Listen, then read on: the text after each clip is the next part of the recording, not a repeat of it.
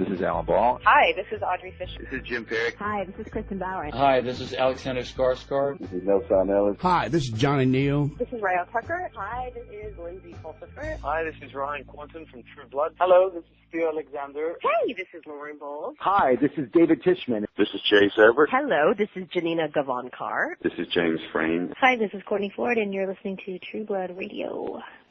This is Liz. This is Mel. Welcome to True-Blood.net podcast number 151 for the week of September 18th, 2011.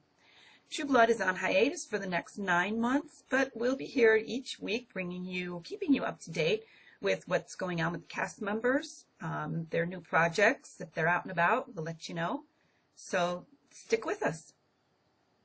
This week marks our first week without True Blood, but we did catch the Emmy Awards, and Anna Paquin was one of the presenters. The show didn't win in any of its 4 category nominations, but we scored some awesome photos from the evening. Anna was looking gorgeous in black with gold trim. That gown was just stunning on her. And after the Emmys, she caught up with husband Stephen Moyer, and then Michelle Forbes, Jim Manganiello, and Sam Trammell were all on hand for the after parties. You can view all the photos and more as we come across them in our gallery at True-Blood.net. And Stephen Moyer heads to the big screen once again in yet another thriller. This one's called The Barrens. This film is based on the legend of the Jersey Devil, a creature believed to roam about the pine barrens of southern New Jersey. It's described as a flying biped with hooves. Stephen plays a man who takes his family on a camping trip to the Barrens and then believes that they are being stalked by this creature. Barrens is written, directed, and produced by Darren Lynn Bozeman of the Saw films, the Saw series, and we'll be keeping you up to date as far as when it'll be released. And if there's any photos, of course, we'll post those on True-Blood.net. I don't think I'm going to be able to watch that one. I can't watch any of the Saw films, so.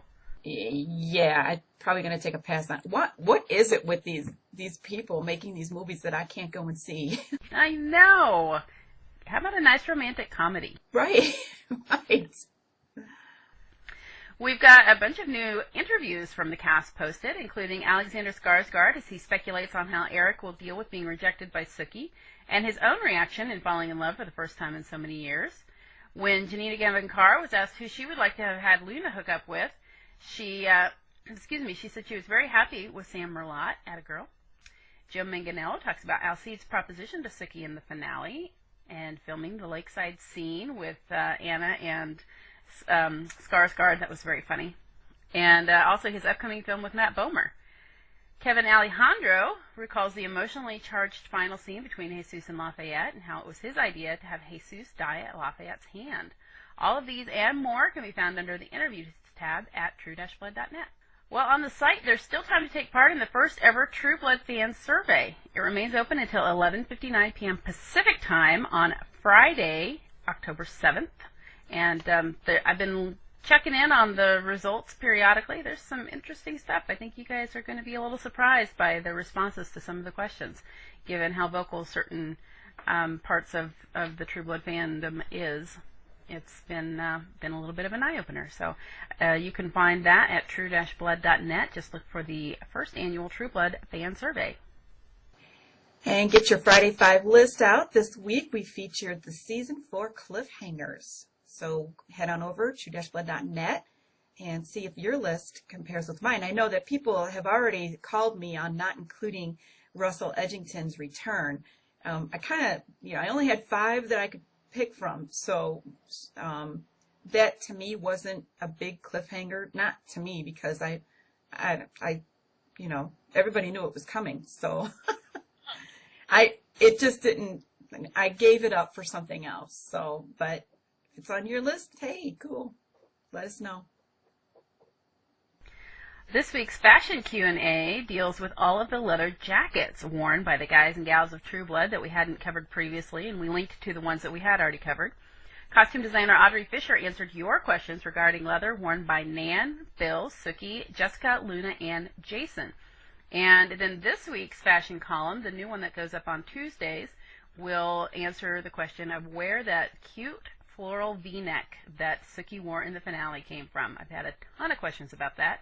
And we're waiting for Audrey to get back with us on Jessica's Red Riding Hood outfit. I have a feeling a lot of people are going to be wanting to emulate that for Halloween this year. So we will help you out. Just as soon as we get the info, we will get that posted. And don't forget to head on over into the HBO Shop and check out what they've got going on in there and True Blood products. They've got the Bon Temps football cap, more Merlot shirts for men and women, and, of course, the True Blood beverage, which you're going to want to start stocking up on for that Halloween party that you're going to be planning. So, just head on over right now, HBO Shop, start stocking up. Well, the days are getting shorter and a little bit crisper. It's the perfect time to curl up with a good book, and Audible is offering True Blood Radio viewers a free audiobook download with a free 14-day trial to give you a chance to check out their service. You can download your freebie at audibletrial.com/trueblood. You can find all 11 Sookie Stackhouse books, plus hundreds of other titles in audiobook format. Again, that's audibletrial.com/trueblood for your free audiobook. Well, that's it for our news items. We're going to head on into our spoilers section. So if, we do have a couple for season 5. If you want to remain spoiler free, shut us off, turn us down, and we'll see you next week. However, if you want to be spoiled for next season, we've got that for you right now. We picked up just a few from Rael Tucker, the writer, True Blood writer, who spoke with EW, and she talked about some people returning, some people that are going to be brand new. So starting off with Patrick, who we were introduced to in the season finale. His arc has to do with Terry's past coming back to Bon Temps and Arlene and their life. As they're trying to set that up together, he's going to be a little bit of an obstacle. I don't think this means that Terry's going to turn evil. It just means that there's some bad things from his past that he's going to be remembering, maybe. I'm thinking. That's my feeling. Well, we already knew he had PTSD, so obviously he's got some difficult things in his past that this might bring to the forefront. Yeah. So it doesn't necessarily mean Terry's going to turn evil and dark. Russell, he's not dead, says Rael. It's safe to assume the King of Mississippi is not gone for good. It's not very much of a spoiler right now, but it just kind of confirms what we already knew.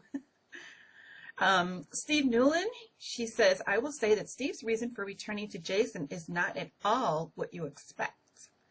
So I think, Mel, you hit the nail on the head with that one last time we talked about this. Yeah, I think Steve's hoping for a little something. From Jason. Yeah, from Jason. Yes, let me clarify, from Jason. Regarding the fairies, Rael says Season 5 will explore more fairies, new fairies in a way you haven't really seen fairies. And she says, we will all, as well as Sookie, come to understand fairies more than in the previous seasons. So I'm assuming we're going to explore more of Sookie's powers, too. I hope so, because we did see, as the season progressed, we saw that she was kind of learning to control them, and there at the end she was able to use them at will. So, and that's just the microwave fingers. Who knows what else she has at her command. Yeah. Well, we have a couple of new characters on the way in. We have the female vampire, who we had the casting call for back in August, I think it was. So we've already talked about her a little bit, but Rael gives us a little more information. She says there will be a very significant, strong, mysterious woman at the center of one of our main stories next year. That will be a very familiar and compelling character. It may be someone you've heard of before. And there's been some debate about, a lot of people were assuming, excuse me, that this was by saying someone you've heard of before, she means someone from the books. But I think she may be referring to someone from mythology, a name that we might be familiar with. But I can't quite figure out. A female vampire, all I can come up with is Elvira, and I'm pretty sure that's not it. If it is, I might be forced to, give up True Blood if they bring Elvira on. Yeah. Because that's jumping the shark. Definitely. Even for a show like True Blood, that's a little much. We will also be learning the identity of the wolf seen growling at Sam in the final moments of the finale. This is a werewolf who, according to Rael, is someone you have never met before. So it's not Patrick, which is what we were speculating last week. It's someone we haven't met before. So let the games begin. Rael also teased that the consequences of Bill and Eric killing Nan will follow them into next season, and while there will always be romance in Sookie's life, Sookie at the moment is choosing herself over all of them. Atta girl, Sook. Take some time. I agree. So that's what we've got for next season so far, but we, of course, will be sharing all the spoilers as they come out. That's right.